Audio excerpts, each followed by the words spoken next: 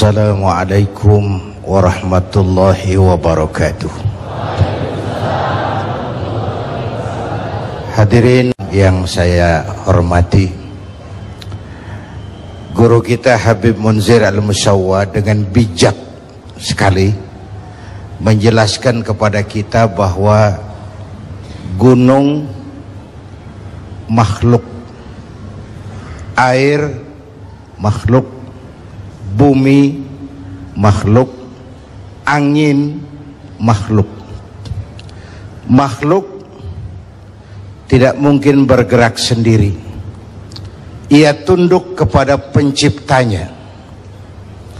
Jadi logikanya, mulai hari ini baik-baik dong sama yang bikin angin, supaya niupnya nggak kekencengan. Baik-baik dong sama yang bikin air, supaya datangnya sesuai kebutuhan kita. Baik-baik sama yang bikin gunung, supaya meletusnya pelan-pelan.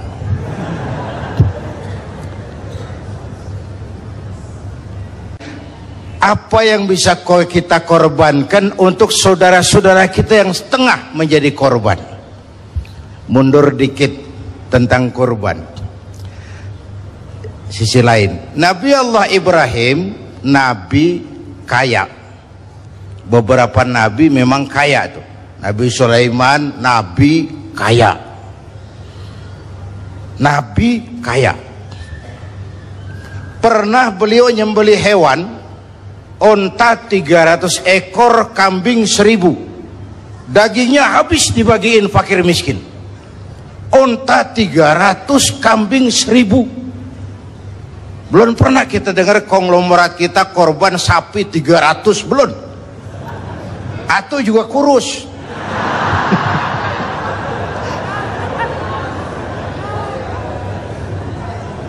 Unta 300, kambing 1000 disembelih, dagingnya habis dibagiin fakir miskin. Malaikat memuji, manusia kagum. Bukan main Ibrahim ini, kaya berani. Kalau miskin berani, umum kepepet.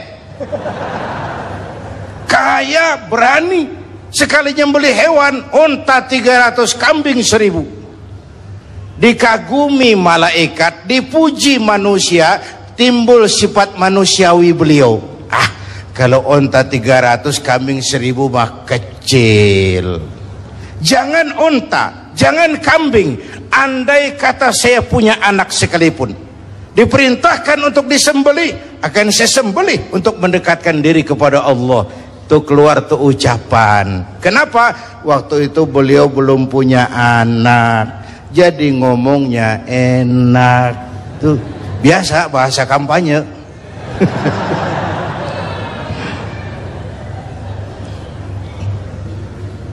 Saya mau potong ceritanya. Setelah punya anak bernama Ismail dari Siti Hajar, falamma balagha ma'ahu sa'ya, ketika Ismail sudah pandai usaha, sedang lucu-lucunya, anak sebiji mata wayang sedang lucu-lucunya, dalam tidurnya beliau melihat perintah turun, ya Ibrahim ufi binuzrika, Ibrahim bayar nazarmu. Nazar apa saya? Dulu ngomong apa, ingat enggak? Jangan onta, jangan kambing, anak pun akan saya sembelih. Laksanakan omonganmu, sembelih anakmu. Paginya dipikirin, ini semalam perintah Allah apa bisikan setan? Kalau bisikan setan jelas amat, kalau perintah Allah kebangetan amat. Anak satu-satunya suruh potong, nenek-nenek kayak yang tuaan.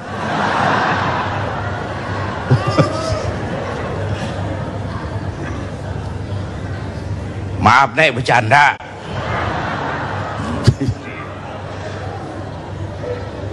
Tiga malam berturut-turut turun perintah itu, yakinlah Ibrahim ini perintah Allah. Pagi-pagi, Hajar, saya bang. Ismail sudah mandi? Sudah bang. Kasih pakaian yang bagus. Mau dibawa ke mana bang? Mau dibawa ke mana bang? Kondangan. Berangkatlah anak dan bapak dilepas pandangan mata sang ibu. Saat itu iblis repot. Kapan dan dimanapun saja kalau ada orang mau taat, ada orang mau ibadah, iblis repot. Gila ini, anak sendiri mau dipotong. Kalau orang tiap orang imannya begini, sepi neraka nih. Ini harus digagalkan, ini harus digagalkan ini. Iblis datang kepada Nabi Ibrahim. Ibrahim, mau kemana kamu? Ke Jabal Kurban, ke bukit. Mau ngapain? Nyembelih anak saya. Kenapa kau sembelih?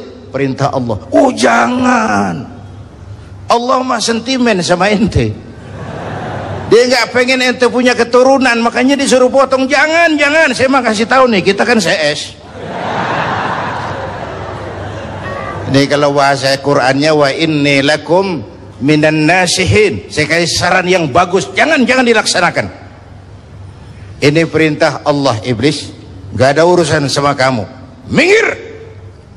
Suami mantap, iblis mikir lagi, lewat bininya nih kali ini bisa digagalin. Biasanya kan perempuan lebih tinggi perasaannya dari pikirannya. Nih bisa nih digoda nih. Datang iblis kepada Siti Hajar. Hajar, kamu tahu mau dibawa kemana anakmu sama suamimu? Gak tahu, katanya mau kondangan. Kamu dibohongin, mana ada orang kondangan bawa tambang sama pisau. Anakmu mau disembelih, lah kok tegel-tegel itu? Kok sampai hati nyembelih anaknya sendiri? Katanya perintah Tuhannya Allah. Perintah Allah, perintah Allah. Iblis, kalau memang ini perintah Allah, jangankan cuma anakku Ismail, aku ibunya mau ikut disembelih. Gak ada urusan sama kamu, minggir. Kata iblis, ini lebih gila dari lakinya nih, malah mau ikut minta dipotong sekalian. Dikira perempuan imannya lemah, malah mantep. Suami mantep, istri mantep, tinggal satu harapannya, lewat Ismail kecil nih, namanya juga ABG nih, anak baru gede nih, gampang nih urusan nih. Datang iblis kepada Ismail. Ismail, iya om. Namanya ABG bener, ya? Om iblis. Kamu tahu mau dibawa kemana sama bapakmu? Gak tahu. Kamu mau disembelih? Disembelih. Kok sampai hati bapak nyembelih saya? Katanya perintah Allah Tuhanmu itu. Perintah Allah. Kalau perintah Allah itu, iblis, zahir batin saya siap, zahir batin saya ikhlas. Gak ada urusan sama kamu iblis, minggir. Iblis mau ngomong lagi, Ismail kecil ngambil kerikil. Idhab ya la'in, pergi laknat, terkutuk kamu. Itu yang disimbolkan ngelontar tuh, hiajiah. Itu simbol permusuhan abadi manusia sama iblis. Di Mina iblis kita sambitin, sampai pancoran tetap kita musuhin. Ini kan jamaah haji kita di Sedo doang gembos banget ngelontarnya. Bismillahirrahmanirrahim, Allahu Akbar, joger. Gak ada kerikil, sendal, duar. Ngelontar setan. Selesai haji, selesai pulang ke tanah air, pulang sampai di Jakarta ditemenin lagi setan. Tuh setan nyengir dong, lu kemarin nyambitin gua bohong-bohongan lo. Sekarang berteman lagi. Simbol permusuhan abadi manusia dengan iblis. Perintah dilaksanakan, Ismail diganti seekor kambing kibas, dan baru karunia lagi seorang putra yang bernama Ishak. Artinya apa? Nggak pernah rugi orang yang mau berkorban. Nggak pernah rugi orang yang mau berkorban. Bapak Ibu dan pemirsa yang saya hormati, pada waktu di Cangkringan bertepatan dengan Sumpah Pemuda, saya katakan bahwa kalau kita satu nusa, kalau kita satu bangsa, kalau kita satu bahasa, maka deritamu adalah deritaku, kesedihanmu adalah kesedihanku, air matamu adalah air mataku. Lalu apa yang bisa kita korbankan untuk saudara-saudara kita yang tengah menjadi korban? Pertama, saya bangga, saya bersyukur Bapak Presiden memilih berkantor di salah satu ruangan di Magelang, di kaki Gunung Merapi. Sosok dari pemimpin yang ingin dekat dengan rakyat bagaimanapun keadaan yang tengah dihadapi oleh rakyat. Ini mengingatkan ke saya waktu terjadi peristiwa hijrah di Mekah, diteror di Mekah, difitnah di Mekah, dimusuhi. Sahabat pada usul, kenapa enggak hijrah saja ya Rasul? Sabar, belum ada komando. Ketika perintah hijrah turun, sahabat dikumpulin, Nabi pidato, tuan-tuan, labaika ya Rasul, perintah hijrah sudah datang, lalu berangkatlah kalian lebih dulu ke Madinah. Tuan, kapan ya Rasul? Belakangan. Kenapa belakangan? Karena enakan bareng. Kalian tahu yang dikejar-kejar saya, target nomor 1 saya, yang mau dihabisi saya. Kalau kita hijrah bareng-bareng, kita diuber terus. Tapi kalau kamu lebih dulu berangkat hijrah, kamu akan sampai dengan selamat di Madinah insya Allah. Karena saya yang mereka kejar, saya yang mereka ancam, saya yang mereka mau bunuh, tetap bertahan di Mekah. Mekah bahaya, berangkatlah kamu selamatkan dirimu, biar saya di Mekah menghadang bahaya. Inilah pemimpin. Gak mentang-mentang turun perintah hijrah terus ngepak koper, udah ya gue duluan ya. Enggak. Keselamatan umat diutamakan, kemaslahatan umat diutamakan. Jadi kalau presiden saja sudah berkantor di kaki Gunung Merapi, menggembirakan buat rakyat, mestinya menteri-menteri yang berkaitan juga mikir, Menko Kesra, Mensos, kalau begitu saya mesti berkantor di tempat pengungsian, deketan lagi. Menerima sinyal, jangan boyong-boyong doang, ada empati. Man a'ana mujahidan faqad jahada. Siapa yang membantu orang yang sedang berjuang, pada hakikatnya dia juga sudah ikut berjuang. Bapak Ibu hadirin dan pemirsa TV One yang saya hormati, wallahu fi aunil abdi madamal abdu fi auni akhi. Allah akan selalu menolong seorang hamba selama hamba itu masih mau menolong saudaranya. Dulu ada pepatah, a friend in need is a friend indeed. Itu bahasa Jawanya itu. A friend in need is a friend indeed. Teman sejati kelihatan waktu kita perlu. Teman sejati kelihatan waktu kita perlu. Begitulah rakyat ini merasa ada kok, kita punya pemerintah kok, kita punya pemimpin kok, kita nggak sendiri kok, kita punya teman kok, sesuai dengan bidang dan kemampuan kita masing-masing. Dulu Nabi Sulaiman menggalang dana untuk mobilisasi mau jihad, bukan cuman manusia, binatang semua pada nyumbang. Mula-mula datang gajah, gajah nyumbang kebo. Datang kerbau, kerbau nyumbang ayam, nyumbang kambing. Datang kambing, kambing nyumbang ayam. Datang ayam, ayam nyumbang burung. Datang burung, burung nyumbang belalang. Datang belalang, belalang nyumbang semut. Gajah yang nyumbang kerbau ngeledek, belalang kecil amat sumbangan lo semut, liatin gue nyumbang kebo, kata gajah. Nabi Sulaiman senyum, beliau bilang al-hadiyatu biqadril muhdi. Jangan sombong ja. Sama gajah ngomongnya waktu itu. Jangan sombong ja. Biar kamu nyumbangnya kebo, itu belalang nyumbang burung. Pemberian mah sesuai kemampuan orang yang memberi. Kalau gajah nyumbang kerbau, pantas gajah gede sumbangannya gede. Belalang nyumbang semut, wajar belalang kecil sumbangannya kecil. Ini yang sering terjadi, datang gajah nyumbang semut. Tahu masjid lagi direnovasi, mobilnya banyak, rumahnya gede, datang panitia masjid 1000. Sesuai dengan bidang dan kemampuan kita masing-masing, ada rasa kepedulian. Kita kan bangsa yang, Indonesia kita ini bangsa yang murah senyum. Kita bangsa yang santun. Kita bangsa yang punya semangat gotong royong. Kok belakangan kita seperti tercabut dari akar budaya kita sebagai bangsa. Tiba-tiba kita siap jadi serigala buat saudara kita yang lain.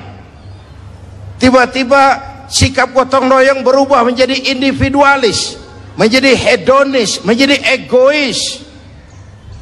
Kemana itu kita yang santun? Kemana itu kita yang murah senyum? Kemana kita yang sifatnya gotong royong itu? Tercerabut dari akar budaya kita sebagai bangsa. Ini menyedihkan dan ini memalukan. Saatnya, kan kata guru saya dulu, bencana itu 3 macam. Kalau dia menimpa orang baik-baik, itu ujian. Kalau dia menimpa orang setengah baik, itu teguran. Kalau dia menimpa orang jahat, itu persekot. Musibah menimpa orang baik-baik, ujian. Kenapa diuji? Mau naik kelas. Innallaha idza ahabba 'abdan ibtalahu.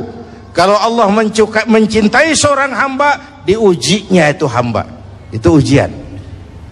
Kalau orang setengah baik, paro-paro, yang bangsa bikin malaikat bingung. Sedekah mau, nyolongnya lebih gede. Baca Quran suka, fitnah orang hobi. Itu yang begitu kena teguran. Kita ini kadang-kadang pede, terlalu lewat pedenya. Sujud nggak pernah, sama ulama jauh, sama habaib jauh, ke taklim nggak pernah datang, tiap hari bergelimang dosa. Begitu kena musibah, nyohor. Gua lagi diuji nih. Siapa yang uji? Lo. Lah kagak sekolah, ulangan. Mau naik kelas berapa nantinya? Yang diuji itu yang beriman. Ayolah kita introspeksi. Kalau diuji bukan saja harus sabar, tapi harus lulus. Kalau ditegur, introspeksi, perbaiki yang kurang, kurangi yang berlebihan. Nah, kalau dipersekotin udah bukan istighfar lagi, taubat mestinya udah itu. Istighfar kan dosa yang kecil-kecilan, maksudnya jolong sendal itu. Tapi kalau yang kelas-kelas kakap tuh taubat, bukan sekedar astagfirullah, taubat. Apalagi kita ini bangsa yang merdekanya, saya coba lihat, dengan keringat, air mata, darah dan nyawa. Kita merdeka itu bukan pemberian Jepang, bukan hadiah Belanda. Keringat, air mata, darah dan nyawa. Bangsa yang ditempa seperti itu mestinya tegar, tahan banting, tidak cengeng. Jatuh, bangkit, jatuh, bangun, jatuh, bangkit. Nggak dapat kesulitan lalu kayak ayam sampar. Ada saat bangkit. Orang malah, kalau orang Betawi kata nih, orang mau bang kalau udah biasa susah, ketemu susah, nggak kaget udah. Ya, emang udah lalap. Saya santri nih, biasa makan kangkung, datang ke rumah temen dikasih kangkung, makanan gue nih, dikasih daging ayam lah nambah, emang apa? Orang tuh kalau biasa susah, ketemu susah, mestinya nggak kaget. Saya santri, biasa tidur di masjid, disuruh nginep di hotel, lah pulas. Tapi yang biasa tidur di hotel, suruh nginep di masjid, encok. Kita ini bangsa yang ditempa oleh jatuh bangun. Istilah Bung Karno mengalami up and down, up and down. Timbul, tenggelam, jatuh, bangun, rebah, tengkurap, jatuh, bangun, timbul, tenggelam. Bangsa yang ditempa seperti itu mestinya jadi bangsa yang tahan bantingan. Apalagi guru kita Habib Munzir tadi bilang 1001 hikmah selalu ada di balik musibah. Jangan pernah suudzon, buruk sangka kepada Allah. Harus dengan husnuzon, baik sangka kepada Allah bahwa maslahatnya adalah untuk kepentingan juga, asal kita pandai-pandai melakukan introspeksi. Hadirin hadirat yang saya cintai, mendekati akhir dari siaran kita kali ini, sebelum dibacakan doa oleh guru kita Habib Munzir Al-Musawwa, saya ingin sampaikan catatan yang bersumber dari At-Taubah ayat 60. Bangsa yang paling banyak dapat bencana dan musibah itu Bani Israel. Penyebabnya ada beberapa. Pertama, kanu yakfuruna bi ayatillah, mengingkari ayat-ayat Allah, kufur kepada ayat-ayat Allah. Itu pesan yang pertama. Yang kedua, wa yaqtulunan nabiyyina bighairi haqq, mereka membunuh para nabi tanpa alasan yang benar. Bayangin, nabi dibunuh. Ini udah mbahnya preman ini. Secara fisik di zaman kita sekarang banyak orang yang bunuh nabi. Bukan fisiknya, ajarannya yang dibunuh, sunnahnya yang ditinggalkan, kecintaan kepadanya yang dimatiin, ahli warisnya dihabisin. Itu juga membunuh para nabi. Hadirin yang saya hormati, maka kita bersyukur dengan adanya majelis Rasulullah ini menjadi benteng kita menjaga apa yang ditinggalkan baginda Rasulullah. Yang keempat, zalika bima asaw, perbuatan maksiat yang melampaui batas, terjadi penjungkiran nilai, yang benar dicaci maki, yang salah dijadikan idola, yang hak jadi ma'ruf, yang munkar menjadi ma'ruf. Terbalik pandangan orang. Yang keempat, wa kanu ya'tadun, dan perbuatan yang sangat melampaui batas. Kalau maksiat terlalu banyak, Allah murka. Kalau Allah murka, bencana turun. Kalau turun bencana, nggak cuma orang zalim yang kena. Coba lihat Aceh, Serambi, Mekah, banyak saudara-saudara kita yang rajin sujud di sana, dihantam tsunami. Padang, negeri di mana adat basandi, sara basandi kitabullah, ribuan masjid terbangun, dihantam gempa, luluh lantak. Bencana kalau datang nggak pernah milih. Iya, kalau kita makan nangka kena getahnya, itu si resiko. Nggak makan nangka kena getahnya, itu sial dangkalan namanya. Tahu sial dangkalan? Jatuh ke sumur ketiban ember, nah itu sial dangkalan namanya. Jatuhnya udah sakit, tambah ketiban ember lagi. Bencana kalau datang nggak pernah milih. Enak kalau gempanya ngasih tahu, Kiai mohon minggir ya, mau gempa ini. Sopan bener itu gempa. Bencana kalau datang, wattaqu fitnatan la tusibanna allazina zalamu minkum khassah. Takutlah bencana yang kalau turun tidak hanya menimpa orang yang zalim di antara kamu, yang baik-baik akan terkena juga bagiannya. Oleh karena itu, semoga banyaknya bencana di negeri kita ini memberikan semangat introspeksi buat kita semua. Ayo kita perbaiki yang kurang, ayo kita kurangi yang memang berlebihan. Yang tadinya jauh, ayo kita mendekat kepada Allah, supaya dengan demikian makhluk-makhluk yang diciptakan Allah semuanya tunduk kepada perintah Allah. Segala perhatian, mohon maaf atas segala kekurangan. Usikum wa nafsi bitaqwallah. Wassalamualaikum warahmatullahi wabarakatuh. Waalaikumsalam warahmatullahi wabarakatuh.